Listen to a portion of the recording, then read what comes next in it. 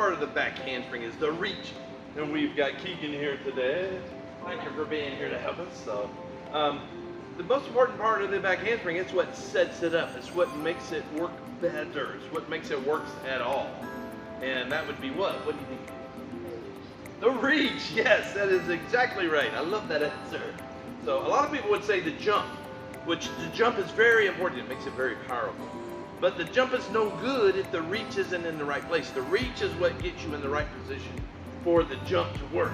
So come on over and stand right here. What we're going to do is work on our reach for the back handspring. And the reach is done with your arms. So we want to make sure we get our arms up behind our head. So this is a great example of arms behind the head. And we can work on this reach while we're doing a back bend, where we stand here and we bend toward bridge. So she's going to reach back. Good. Now you can lay down here or you can arch back up. Can you arch up? So rock it forward. Yes, you can arch up. Good. And still, when you're coming up out of that, keep those arms behind your head. So now some people get confused because rule number one is arms on your ears. That's because you want to keep a straight, where you want to keep a line, an unbroken line. In a back handspring, we're going to do a curved line. It's going to be one single line, no breaks in it, no zigzags. And so for the back handspring, we have to reach to get our hands to the floor. So I want her to keep her head here. I want to see this noticeable gap right here between the arms. And do your back bend. Go slow. Back bend. Boom. So when you land, you want to be pushing your head and shoulders back. So if you've been to the flexibility section, you'll recognize this as bridge number 1 or bridge number 2. So that's what you got to do for all of your skills, is push your shoulders back. You'll also realize this is also tumble rule number 3, push your shoulders back. And we're kind of exaggerating the movement with the head to push the body back. We want to get the body moving. So I guess that would be a reverse, a tucked in turtle head. I don't know. But look at her, it's just so powerful. She can't even control herself right there. So again, the reach, got to get the arms behind the head. The reach, get your hands on the floor. So the rule is, what you throw back goes to the floor. So let's put your arms up. Let's do it wrong. I'm going to hold my arms in. Throw your head back. Look for the floor. So you can see her hands do nothing. You can throw your head. Your hands won't do anything. So whatever you throw is going to go to the floor. So we got to work this reach where our hands go back. Get your hands going to the floor. So reach. Now in a back bend, you don't want to fall like a tree. You like to fall like a tree? No. Well, definitely not. As long as you're on a soft mat, you could fall like a tree.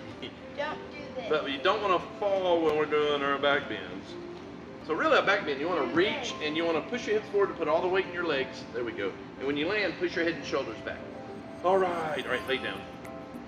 Another thing we can demonstrate here is all the time, well, not all the time, a lot of the times I'll work with a tumbler and they go, I want to see where I'm going.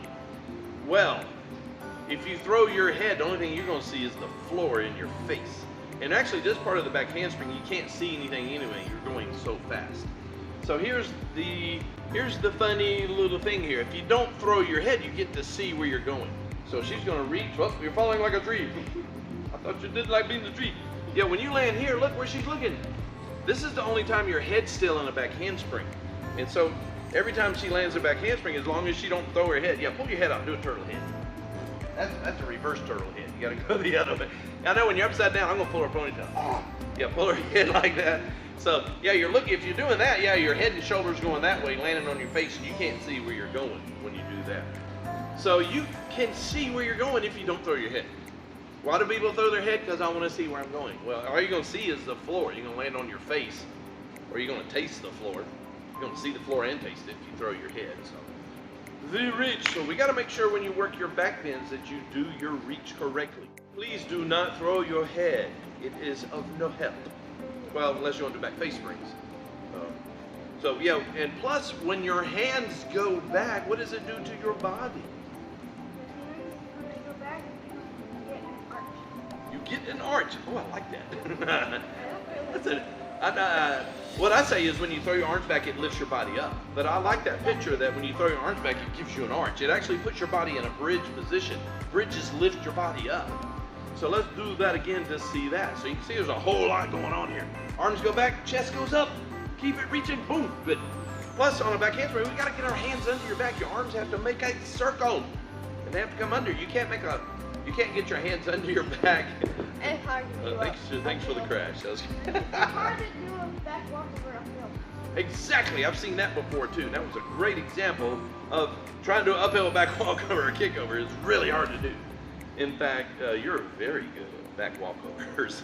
So we'll do that next because we've got the back bend. We've got to make sure we're doing our reach correctly. So we're going to have to move our camera back. So we're going to adjust our viewing position. So we did the back bend onto the mat. You can also, once you can land softly on your hands, you can do your back bend on the floor. So, and then you can take this, you want to do that, this is the next step, back bend, kickover. So you can see she's still working the reach, still pushing her head and shoulders back. That's the key to the kickover, by the way, is pushing your head and shoulders back. So, and then we can take it to the back walkover. Let's reach with like that in your back walkover. Arms up, we'll see the arms behind the head. Yes, excellent, very good. And again, you can see when she's landing, you can see her pushing her head and shoulders back. So we want to take that to the next skill. We want to do the exact same reach in our back handspring. Here we are at the wedge, doing our back handspring. This is usually where it's done next, when you go from back walkover to back hands. Let's do one, see we go.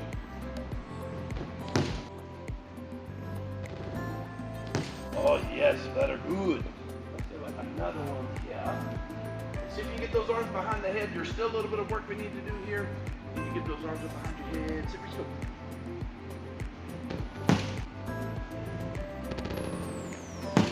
Nice, yeah, getting that head in. That was good.